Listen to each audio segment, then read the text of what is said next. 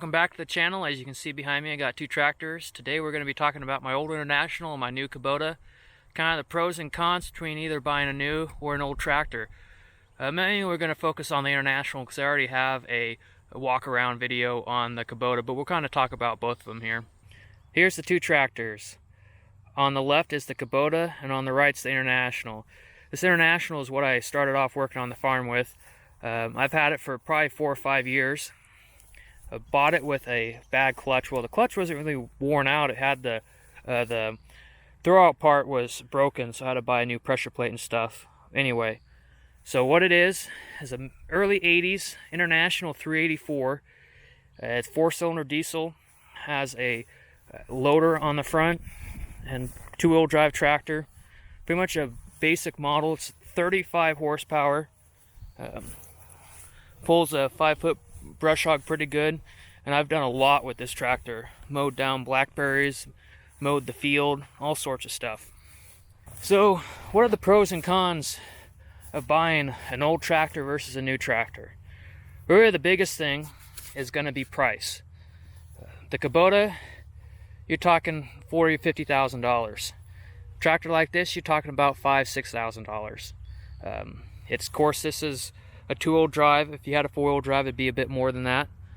So if you're trying to do it on the cheap, the International, the old tractor, is the way to go. If you're able to make payments and want something new and willing to pay the extra price, well, then you go for a new tractor. Now for maintenance, that's another thing. This tractor, still able to get parts for, but not everything is available. Most of your basic stuff is, but some of the hard stuff isn't.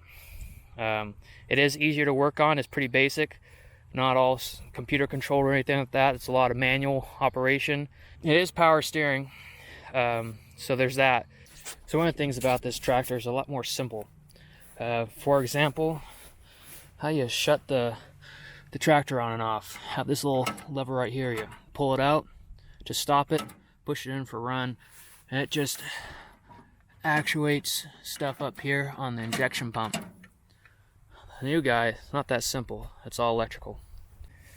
So one of the downsides to owning a old tractor or buying an old tractor is it's been previously owned and it's probably been beat around a while, and other people have beat on it, broke it, and kind of jerry-rigged it together. You know, this one has some body damage, scrape paint, leaks a little bit of oil, and you have kind of jerry-rigged things like this oil connector right there. It's been welded to that pipe. It's not been flared out or anything like that. That thread is on the wrong side, so I don't know exactly what's going on. Looks like they needed to go to a JIC and didn't have the right end, so they just welded an pipe adapter. So the left side of that plug looks like it's pipe, and it's probably JIC on the right or something like that, so they just welded that on there.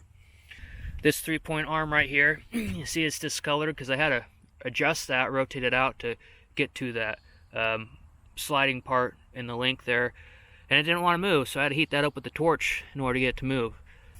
Now you can see here that this has all kind of been cut, that's had some welds done to it, custom bent.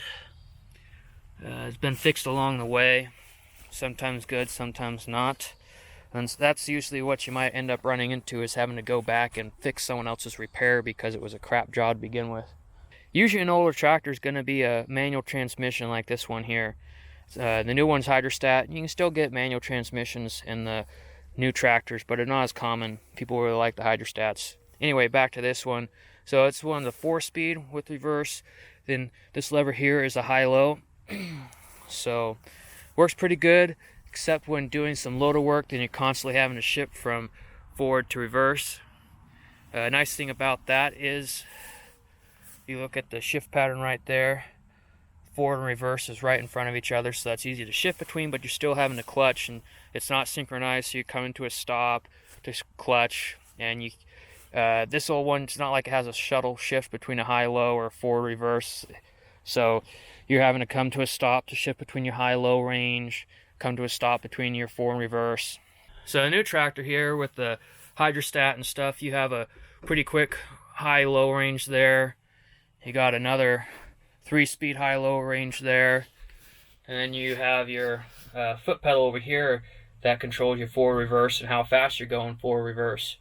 So you can just be going full throttle forward and just slam into reverse, and it's gonna the computer's gonna control the rate in which it decelerates. And you can adjust that also, so you can decelerate going full speed forward, hit full speed reverse, and it's gonna decelerate and then start backing you up. So a lot faster and easier to drive. Don't have to do all the time for clutching and stuff like that.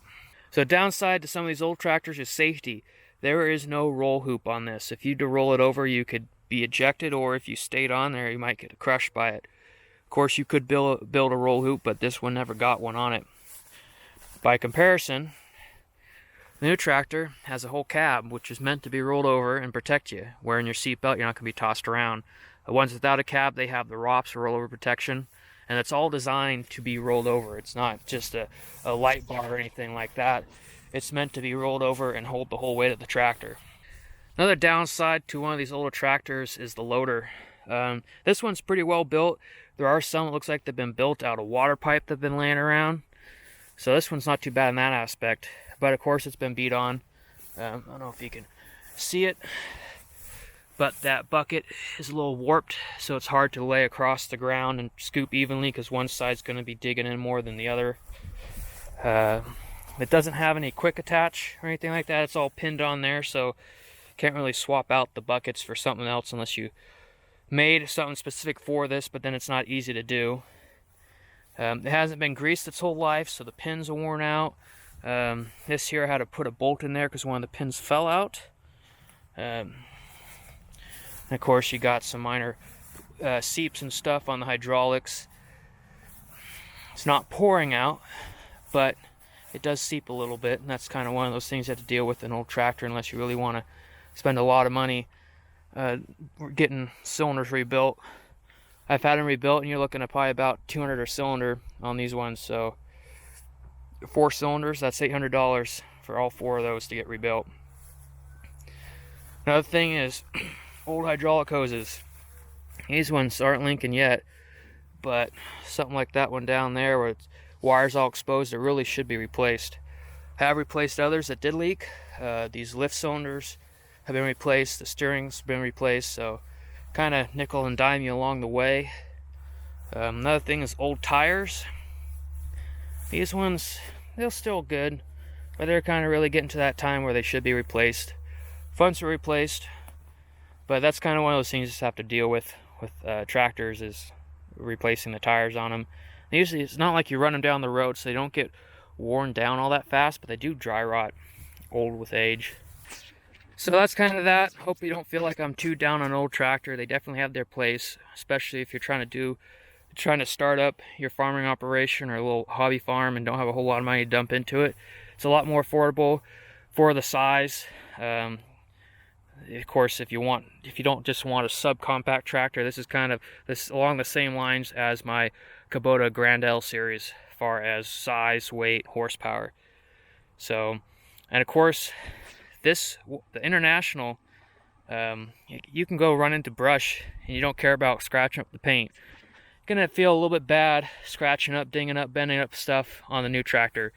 Not that you can't handle it, but you know, it's a brand new vehicle. You don't really want to beat it up that bad.